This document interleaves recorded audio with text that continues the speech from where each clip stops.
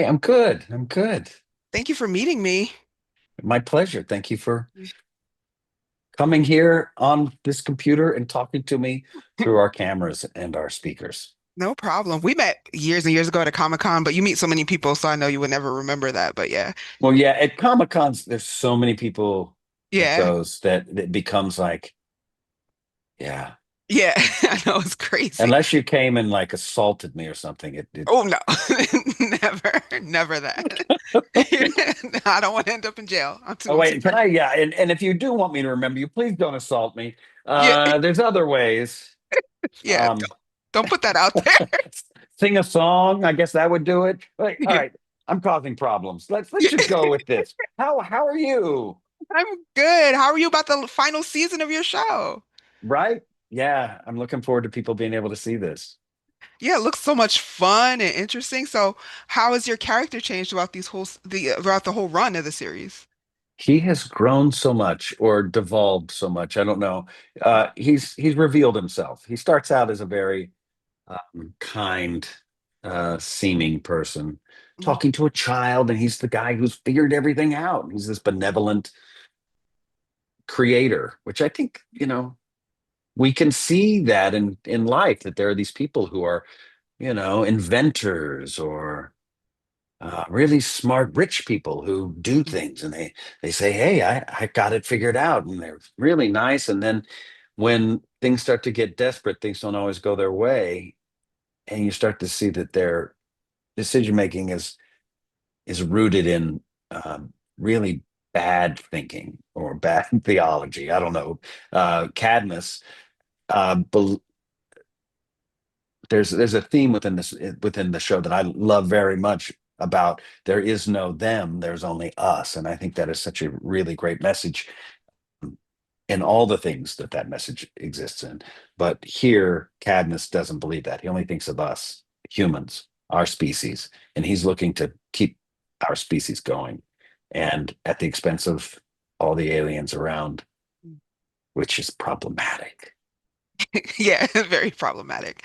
So Yeah. how did you, I mean, you voiced so many different characters. How did you find his voice? Well, he starts he kind of the he's a human, Mhm. and he's close to my age, and I was able to, so I'm able to use a lot of just me, which Right. is great. uh he also starts out talking to Eva as a child, and he's that benevolent guy saying, gosh, this is what's going on.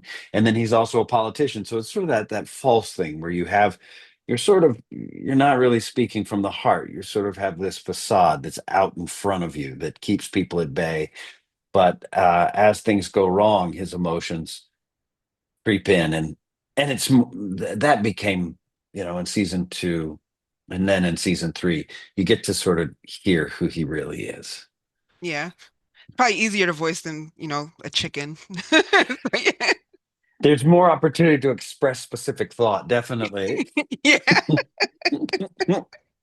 So without giving out any spoilers, what are you most excited about for this new season? I'm excited for people to see how this is. I mean, season two ends with where you kind of see the stakes of what's happening. You see where who's going for what and what's at stake. It's Mhm. really big. Um, is Eva alive? Is Eva dead? What's happening? Why is her hair white? No. So I'm just looking forward to people going on the last chapter of this adventure, the last installment of this story. Uh, Mhm. it's it's it's an exciting conclusion. And will my character make it out alive?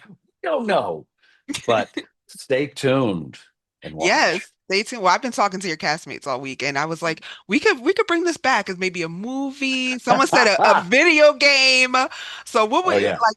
What do you think about that? I definitely think it could be a movie or a video game. Uh, it started out as a book. I think this is a great way to tell the story. You don't get this with animation. These There are few animated adventure stories like this told, and I love them when I see them. And the quality of the animation is so great. Apple really, put a lot into this. And um, so I really like how it's told here. I just think we need Cadmus Pride, the man, the myth, and make it a maybe a OnlyFans. Okay. Well, That's I where was gonna say that's his new spin-off series. that is that is maybe wrong-headed, but I'm open. I'm open to it. I mean, well, if anyone knows about, reviving canceled shows, it's you. Well, they haven't been reviving all of the ones I want yet. I've got a list going. Oh no, not a list. Yeah. Okay, so 3 words to describe this final season. Go. Cadmus Pride fail. That's No, no way. Cadmus Pride fails in 3 words. maybe not. Maybe it's, I think it's not them, us. Yes. Okay. That's awesome. Well, thank you so much for taking time to speak with me. I really appreciate it. Yeah, thank you. Thank you This was very fun. much. You have a good day. Cheers. Yeah, you too. Okay. Thank you Cheers. guys. Hi. Hi, how are you? Hey, how are you? Good. Good to see you. Okay. Thank you so much for speaking with me today. Oh, thank you for having me. Oh, I'm so excited to talk about. So this is the final season of the show I'm hearing. But Yeah. is there any way, because I was talking last week, is there any way we could continue this story, do you think? Maybe a film? Oh, I would love that. I've also today somebody pitched this should be a video game because then you get to sort of build Oh, your own adventure through all these, different communities we meet in the show and worlds. I would be so down. I think it's bittersweet for it to be ending. mm, But it feels so good to get to present something that we were like so intentional with top to bottom and got to wrap up and um yeah, just like give something to the audience that, 100% has mm, been curated for them. yeah, I would Yeah. love that too. A video game, I think, is a good idea. Right? But when you first read the scripts for this final season, what struck out most to you about the journey, the end of the journey? I think I was like shocked by how heightened and the scale of all the warring factions and just the action of it all. Mm, I loved that about this show that we kind of got to like reinvent ourselves each season. yeah, And the temperature gets really turned up in that way. Um, and yeah, it's just another great example of like not feeling as if you got to underestimate your audience, but certainly not feeling like you have to do that just because it's a younger audience too. So I'm excited for fans of the show to be like, yeah, whoa, wait, I didn't think it was gonna go this way. Like this is wild. yeah. Yeah. This is deep. Yeah. Yeah. What do you hope the fans do take away though from your character's journey over these last few seasons? Yeah, I think she's such an optimist and it's such a an easy thing. It's like truly instinctual for her to nurture and look after people Mhm. and she just sees an opportunity for connection everywhere she looks. So those are my favorite things about her and yeah, I hope people yeah, love that and take that with them. Yeah, me too. Were you able to record with this final season with other cast members in the room, or was it still just, you by yourself? Just me by myself, unfortunately. Oh, But, Bob Sganaway, who's our executive producer, has been doing this for forever. mhm, He's worked all over. He was such a great scene partner, and I think that because we knew, okay, this is where it ends. There was never any sense of like rush with getting stuff back from like Gary Anthony, for example, who played mhm. Rovinder, and then getting to like sit with it and listen to it and then contribute my stuff. And then it would go back to Gary and then it would come back to me. Like I never felt rushed. I always felt like we had so much time to build. And I feel like I got to play in real time with Gary. And in a way it is. Yeah, it is in a way, yeah, because he's Just so a like little his lag. voice. Yeah. Yeah. So voice acting, live action. What surprised you most about doing voice work?